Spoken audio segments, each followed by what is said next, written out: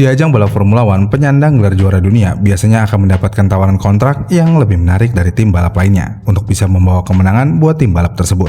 Karena pembalap Formula One yang sudah mendapatkan gelar juara dunia itu sudah bisa dikatakan memiliki skill yang sangat luar biasa.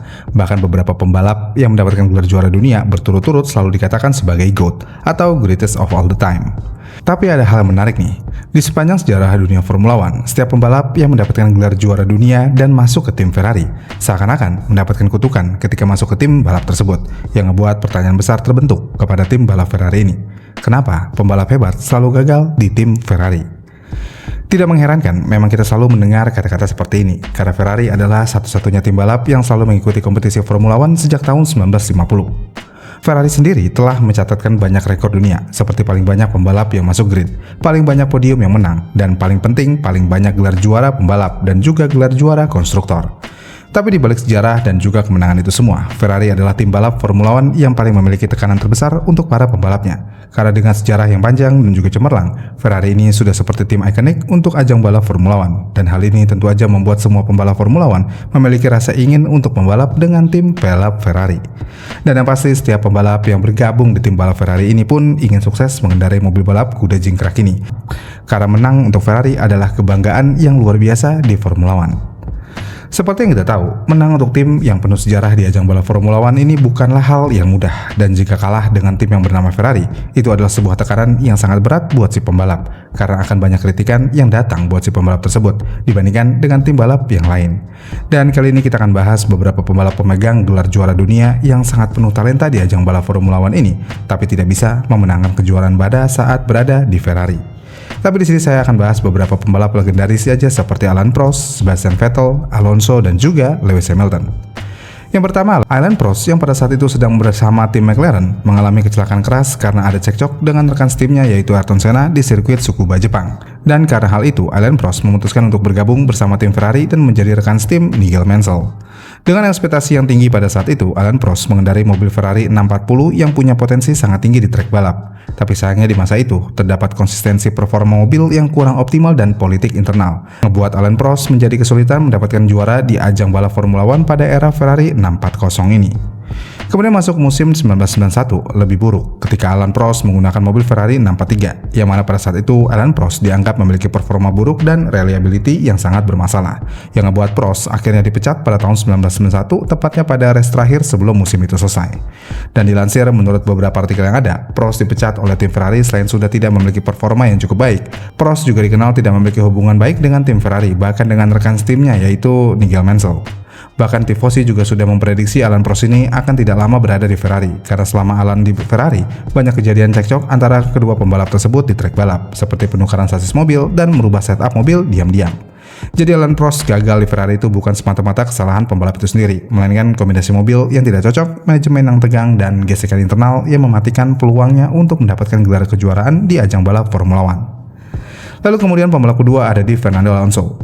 Alonso datang ke Ferrari sebagai salah satu pembalap terbaik di zamannya. Performanya di Renault dan McLaren sebelumnya adalah bukti nyata tentang skill yang dia miliki. Namun ketika di Ferrari pada tahun 2010 sampai dengan 2014, dia sering berada di puncak klasemen sementara dan berkali-kali jadi penantang gelar di kejuaraan Formula One pada era tersebut. Yang mana pada tahun awalnya yaitu 2010, dia berhasil finish di posisi kedua di klasemen dengan banyak kemenangan dan juga podium.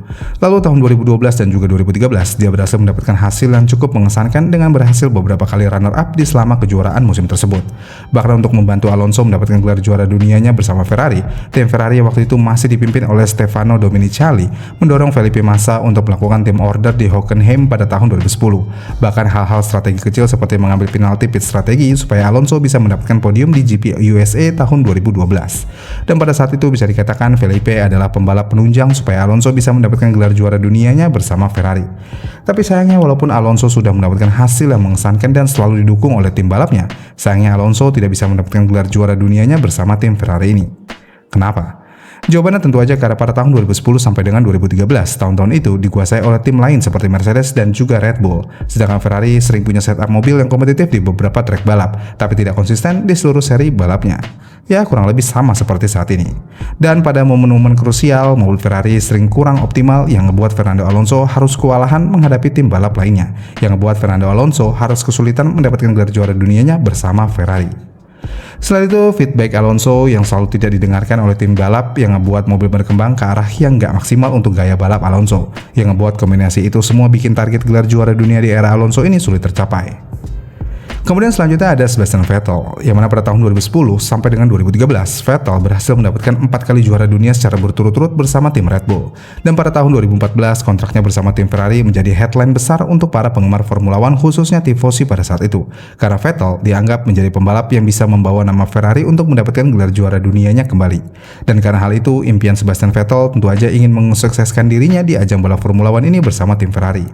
Tapi sayangnya, karena harapan besar dari tim dan fans yang dilimpahkan ke Vettel ini, beban berat akan selalu dibawa oleh Vettel selama balapan.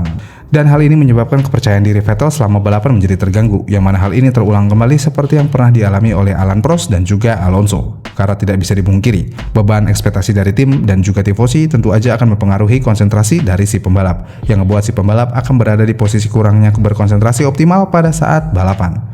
Lalu selama seperti kasusnya Alonso, strategi tim dan keputusan manajerial juga dinilai merugikan Vettel selama dia berada di Ferrari. Karena ada beberapa momen di mana keputusan tim seperti pit calls, setup mobil yang tidak maksimal dan ngebuat Vettel harus kehilangan banyak poin.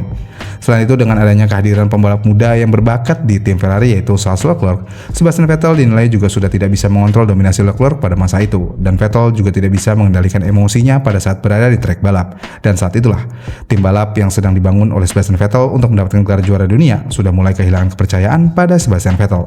Dan untuk tim Ferrari itu sendiri dan manajemen juga sebenarnya harus dipertanyakan tentang permasalahan Vettel tidak bisa mendapatkan gelar juaranya bersama Ferrari. Karena pada tahun 2018 di era Benetton dinilai sangat buruk memberikan strategi kepada Sebastian Vettel, yang mana ketika itu Vettel sebenarnya memiliki mobil yang cukup bagus untuk memenangkan gelar juara dunia, tapi Mauricio Verbenet tidak memiliki nyali untuk mendukung penuh Sebastian Vettel. Dengan menggunakan Kimi Räikkönen sebagai pembalap nomor 2 di beberapa kesempatan seperti di balap Hockenheim dan Monza, Italia. Dan hal ini menunjukkan bahwa Ferrari selalu mencoba mengatur dua pembalap utama dalam satu pertarungan gelar juara dunia. Dan dengan yang ada, Vettel menjadi pembalap yang sebenarnya memiliki talenta yang cukup baik untuk mendapatkan gelar juara dunia bersama Ferrari. Namun dengan adanya permasalahan di internal dan juga beban ekspektasi yang terlalu besar di pundaknya Vettel, hal ini membuat Sebastian Vettel gagal mendapatkan gelar juara dunianya pada saat bersama tim Ferrari pada masa tersebut. Lalu yang paling fenomenal adalah Lewis Hamilton. Lewis Hamilton bisa dikatakan adalah pembalap yang sangat sukses di ajang balap Formula One, yang mana mulai tahun 2008 bersama McLaren dia mendapatkan gelar juara dunia pertamanya. Lalu dari tahun 2014-2015 dia juga berhasil mendapatkan gelar juara dunia pertama kalinya bersama tim Mercedes. Lalu gelar juara beruntun didapatkan oleh Lewis Hamilton pada tahun 2018 sampai dengan 2020.